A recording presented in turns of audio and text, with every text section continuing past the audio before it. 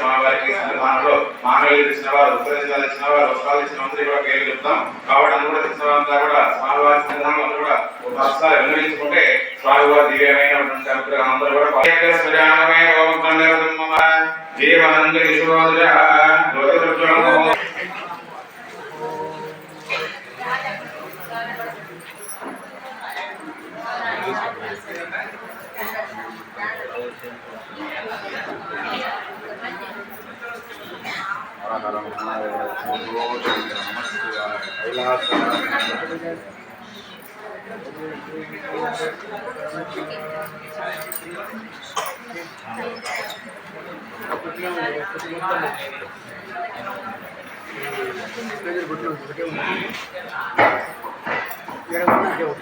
గణపతి పూజ ఏర్పాటు చేసుకున్నారు కూడా దీపాలను పక్కన పెట్టేసుకున్నాం. మీకు అక్షలు వేసిన రడ్డ లేకుండా గణపతి అక్షలు వేసిన తర్వాత కలిసి గుర్తు పెట్టుకోండి.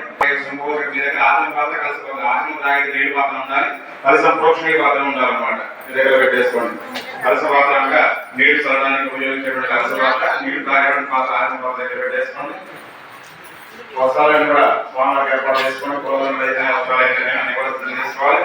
ఓం నమః శివాయ, హర హర మహాదేవ, శంభో శంకర.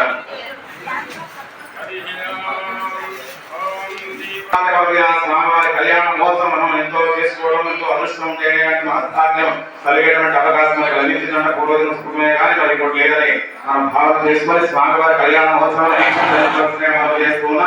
పూజ ఆగమతోటి ఆదర్శాలతో మనం చేసుకున్నా. అందరూ అక్షరం పడుకోవడమా పూజ ఆగమలు దయచేసి అక్షరం పడుకోవాలి చెప్పి విషయాన్ని గ్రహించాలని చేసుకున్నా. అక్షరం పట్టుకోండి. ముందుగా గణపతి పూజ మీరు ఆసనం పాత్ర దగ్గర పెట్టేసుకోండి. ఆసనం పాత్ర నీళ్ళ పాత్ర, ఆసనం నీళ్లు తాగే పాత్ర, ప్రోక్షణీయ పాత్ర నీళ్లు చల్లే పాత్ర దగ్గర పెట్టేసుకోండి.